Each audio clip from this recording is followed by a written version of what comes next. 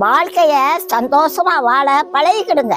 நாளைக்கு என்ன செய்வோம், நாளான்னைக்கு என்ன செய்வோம்னு கவலைப்படாதீங்க. எதிர்காலத்தை நினைச்சு கவலைப்படுறத முதல்ல விடுங்க. மரத்தை வச்சவன் தண்ணி ஊத்துவாங்க. நம்ம பூமியில மனுஷனா பிறந்ததை தெரியும் பாக்கியங்க. லட்சக்கணக்கான அணுக்கள் நம்மளோட ஓடி வந்ததுங்க.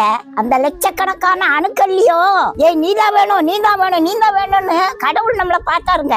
அதனாலதாங்க நம்ம தாயின் வயிற்றுல உருவானோம். தாயின் கருவிலேயே உங்களை கண்டுபிடிச்சிட்டாருங்க.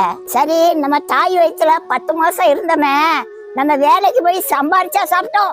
சரி, பூமியில வந்து பிறந்துட்டான், உடனே வேலைக்கு போய் சம்பாதிக்க ஆரம்பிச்சோமா?